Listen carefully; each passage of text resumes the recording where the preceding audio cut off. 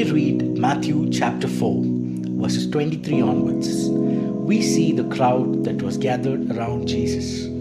We see them as fragile, oppressed, weak, and sick people. The gospel of Christ transformed them. Many of them were healed. The demons were casted away. The kingdom of God had come through Jesus. In Matthew chapter 5, we see Jesus taking his disciples onto a hilltop to convey a great mystery of the new kingdom that has been established by Jesus.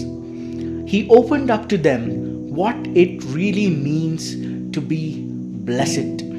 Yes, the disciples were the primary audience of the Sermon on the Mount, but we see much more. With the end of Sermon on the Mount, we see many people gathered around him, and the teachings that Jesus had given had transformed many people and had touched their insights. But unto the disciples, he gave them these words as a lifestyle that they have to carry on. The beginning of this discourse, we can see the Beatitudes. We see this very similar to what is mentioned in Luke chapter 6, verses 20 onwards. In Matthew, we call it as a Sermon on the Mount, and in Luke, we call it as a Sermon on the Plain. Both of them start with the same beatitude, and both of them end with the same simile. Both are followed by the same events, which is on the way to Capernaum and the healing of the centurion's servant.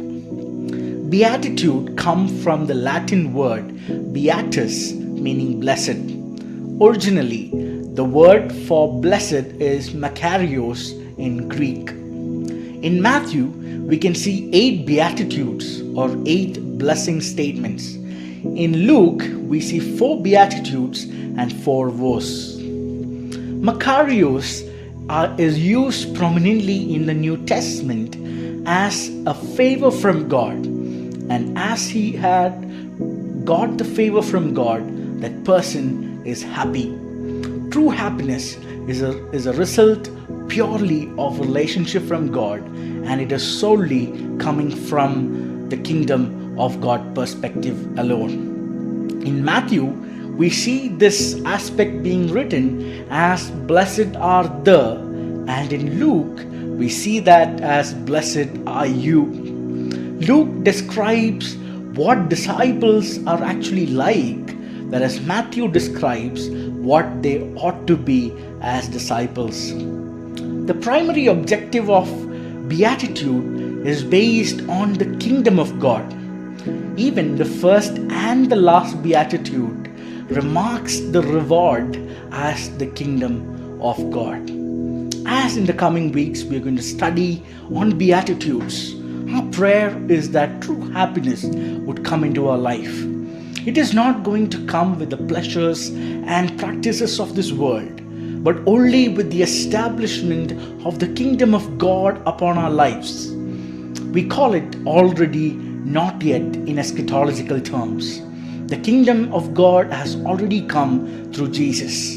It will come to its fulfillment with the coming of Jesus again, where we will be fully able to be in the reign of Jesus and we'll be able to experience him forever.